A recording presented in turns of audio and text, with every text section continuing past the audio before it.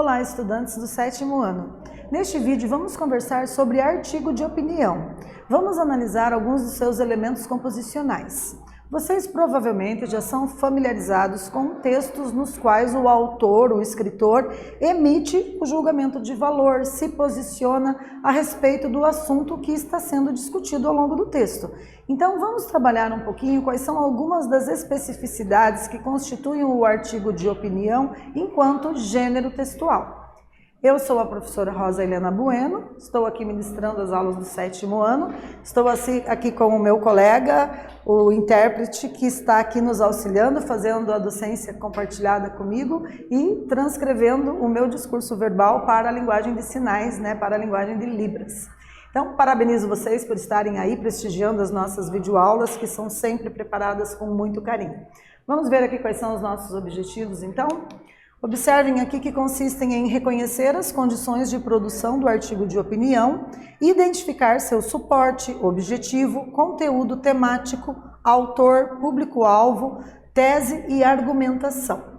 Vocês sabiam que a tese, ela ilustra a opinião de alguém, o posicionamento de alguém a respeito de algum assunto, E quando a pessoa se posiciona, ela automaticamente traz toda a bagagem cultural que ela vem armazenando ao longo da sua formação, E essa formação ocorre nos mais diversos espaços de interação verbal, nos mais diversos espaços nos quais ela aprende, compartilha conhecimento, recebe a influência de outras pessoas também, do pensamento de outras pessoas, e aí faz ali uma síntese, dentro daqueles valores que ela já tem adquirido, até formular a própria opinião. Então, vamos dar prosseguimento aqui para ver quais são as características desse artigo de opinião. Então, geralmente são assinados pelo autor, são produções veiculadas nos meios de comunicação, abordam temas da atualidade, possuem títulos polêmicos e provocativos e contêm verbos no presente e no imperativo. Então vejam, geralmente quando você vai numa coluna que tem artigo de opinião, você vai perceber que o assunto que está sendo discutido é um assunto polêmico, geralmente é um assunto da atualidade, seja esse assunto veiculado num podcast, numa mídia como o Facebook, num outro meio de comunicação impresso como jornais e revistas. Então geralmente o título já traz ali uma linguagem bem persuasiva no sentido de sensibilizar o leitor para a polêmica que está por vir, para que ele sinta vontade, sinta motivado para fazer a leitura na íntegra desse artigo de opinião. Então vejam, as características de uma opinião no momento em que aparece, por exemplo, num caderno ou numa sessão, seja de um jornal impresso, seja numa mídia impressa ou numa mídia virtual. Então, nós temos aqui o título, o artigo, moda, aparência e status social. Vejam que as palavras selecionadas, elas já são no sentido de persuadir o leitor para fazer com que ele se sinta motivado para realizar a leitura na íntegra. Tem o título e o subtítulo, como vocês podem ver, tem o nome do autor, Antônio de Paiva Moura, Tem ali a fonte de publicação, onde foi o canal, onde foi veiculado, Brasil de Fato, Belo Horizonte, 12 de setembro de 2018, e até o horário está ali explicitado. Como subtítulo a gente tem ali, meios de comunicação de massa excluem os que não estão de acordo com os seus modelos. E aqui a gente tem a referência de onde foi extraído esse modelo para a gente analisar aí o artigo de opinião. Então, outras características são, os textos são escritos em primeira pessoa, O texto escrito em primeira pessoa permite ao autor expressar sua subjetividade, Diferente de uma notícia no qual o jornalista tem que ser geralmente objetivo, tratar com objetividade a linguagem, ou seja, ele só relata os fatos sem emitir julgamento de valor, sem dar a sua opinião. Numa notícia, geralmente só se informa o leitor o que aconteceu. Agora, se o jornalista quer dar a opinião a respeito do que aconteceu, aí ele vai ter que produzir um artigo de opinião. Aí foge o gênero notícia, a gente vem ali para uma possibilidade de conhecer aquilo que o escritor, que o autor pensa a respeito do assunto. Então, o uso da argumentação e persuasão, obviamente, são elementos que têm que ser convincentes, para convencer o leitor a respeito do ponto de vista expresso. e possuem uma linguagem simples, objetiva e subjetiva, né? Então, em alguns momentos, quando o escritor, o autor vai produzir um artigo de opinião, ele, claro, pode trazer um pouco da linguagem objetiva, ou seja, ele tem que informar o leitor a respeito de qual assunto que ele está opinando, e muitas vezes isso pressupõe uma certa pesquisa, ele tem que trazer alguns dados, né? Tem que trazer algumas notícias, e aí quando ele está anunciando fatos e dados, ele usa uma linguagem objetiva. Agora, no momento em que ele expressa a opinião, expressa a subjetividade, ele está fazendo ali, expressando a opinião, né, os seus julgamentos de valor a respeito do assunto que ele está tratando. Então pode ser que tenha em alguns momentos no artigo de opinião a linguagem objetiva e em outros momentos a linguagem subjetiva, né, mas sempre reforçando que a predominância no artigo de opinião é a expressão da subjetividade do autor, ou seja, é aquilo que ele pensa, é a opinião dele a respeito do assunto que está sendo tratado. Então, vejam, aqui a gente trouxe uma definição, né? Acompanhem a leitura comigo para a gente entender melhor. O artigo de opinião é um gênero textual cujo objetivo é convencer sobre uma determinada ideia, influenciar ou transformar os valores do leitor em favor de uma posição assumida, de uma tese, né? Então, o posicionamento, aquilo que é a opinião do autor, é a tese que ele vai defender. Para isso, o autor se utiliza de argumentos para sustentar, não aceitar ou para negociar diferentes posicionamentos sobre a questão controversa apresentada, né? Então, a gente tem ali a possibilidade de você conhecer a opinião do autor a respeito de um determinado assunto, né? Esse assunto ele pode trazer a opinião concordando com determinados aspectos ou discordando, né? Então, aquilo que ele pensa, aqueles argumentos que ele vai construir são necessários para ele defender a tese, ou seja, o posicionamento, o ponto de vista dele, certo? Continuando então para início de conversa, olha, nesta aula vamos ler um artigo de opinião para reconhecer e compreender pontos importantes que caracterizam esse gênero textual. Vamos lá? Convido vocês para fazer a leitura comigo. O título é Adolescentes, Essencial e Supérfluo. Essencial, o que é necessário, indispensável. Supérfluo, que ultrapassa a necessidade, que é o mais do que se necessita, desnecessário, portanto. Na definição do dicionário Wows's, é muito fácil compreender a diferença entre esses dois termos, mas na vida prática a história é outra. E em relação ao consumo, isso se torna ainda mais complexo. Na sociedade atual, o consumo passou a ditar padrões e comportamentos, estabelecendo uma valorização do ter em relação ao ser, né? Então a gente tem aqui já uma reflexão filosófica, né, a respeito dessa discussão aí entre o que é o ter e o que é o ser, né? Ou seja, em que medida que a gente tem que pensar em separar a aquisição de bens materiais, né, e despersonalizar do que as pessoas são de fato, né? Em que medida que a gente consegue fazer essa distinção. Então tem aqui uma reflexão interessante sendo proposta. E vamos para a nossa primeira atividade, né? Então trouxemos aqui o seguinte fragmento. E em relação ao consumo, isso se torna ainda mais complexo. Na sociedade atual, o consumo passou a ditar padrões e comportamentos, estabelecendo uma valorização do ter em relação ao ser. Qual a tese apresentada sobre o consumo na sociedade atual? E aí, de que forma que vocês conseguem perceber a opinião nesse fragmento? Um tempo para vocês treinarem a proficiência na língua escrita, elaborando 2 ou 3 frases para responder a essa questão.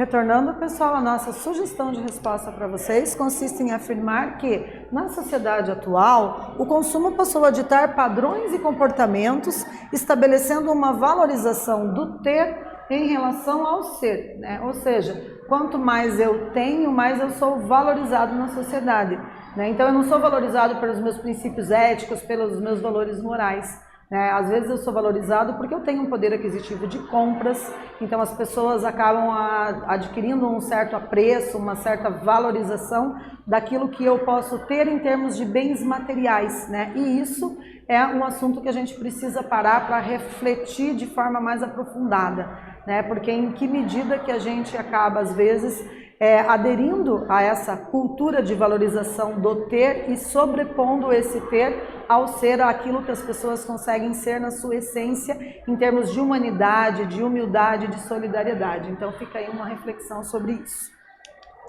Para a nossa segunda atividade, selecionamos mais um fragmento do texto que diz assim: na definição do dicionário OWISE, é muito fácil compreender a diferença entre esses dois termos, mas na vida prática a história é outra.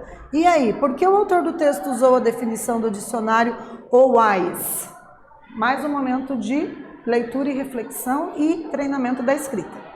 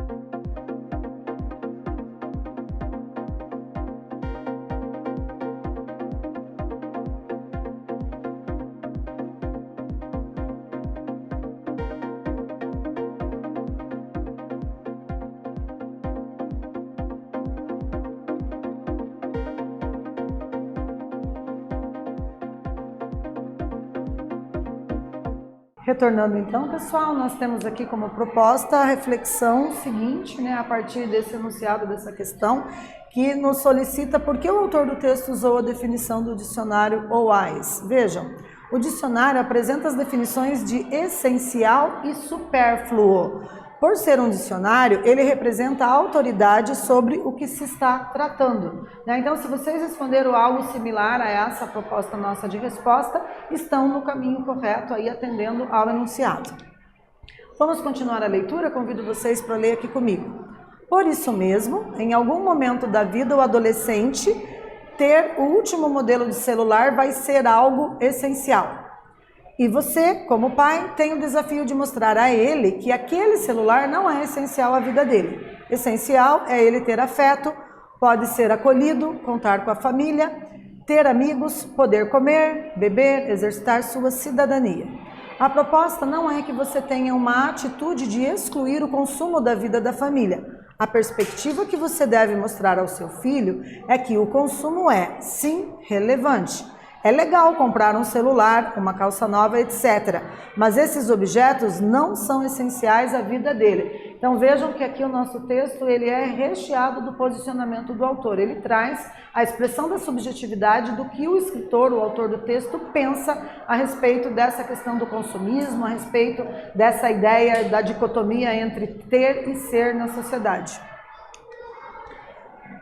Continuando a leitura. Fique atento ao desperdício, aos gastos exagerados, às compras desnecessárias, ao valor que se atribui a marcas e grifes, que são formas de usar mal o dinheiro que você ganha.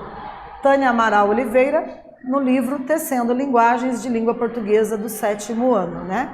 Observem aqui uma curiosidade com relação à forma como foi referenciada a autora do texto, né? Então, primeiro a gente vê o último sobrenome dela, Oliveira, está escrito ali com as letras todas maiúsculas, na sequência vem uma vírgula e depois vem os dois nomes do meio, Tânia Amaral. Então, a forma correta de fazer citação, né, geralmente de acordo com as normas da ABNT, é essa, né? Você primeiro cita o último nome do autor e na sequência o primeiro nome e seguido pelos nomes dos meios ali, nos nomes que ficam no meio, né? Ponto, daí vem o título do livro, né, Tecendo Linguagens, que é um livro que muitos de vocês provavelmente devem ter, né? E as outras indicações ali da referência. Vamos para a nossa terceira atividade, galera. Então, já que fizemos essa reflexão, temos mais um fragmento, observem aqui, ó. Por isso mesmo, em algum momento da vida do adolescente, ter o último modelo de celular vai ser algo essencial. E você, como pai, tem o desafio de mostrar a ele que aquele celular não é essencial à vida dele. Essencial é ele ter afeto, poder ser acolhido, contar com a família, ter amigos, poder comer, beber, exercitar sua cidadania. E aí, que posicionamento é explicitado quando se fala da educação financeira do adolescente? E na letra B vocês vão responder para quem é direcionado o texto, né? Qual seria o público intencionalmente pensado ali pelo escritor do texto ao se reportar, né, dessa forma ao leitor, ok? Então, um tempinho para vocês responderem as nossas questões A e B.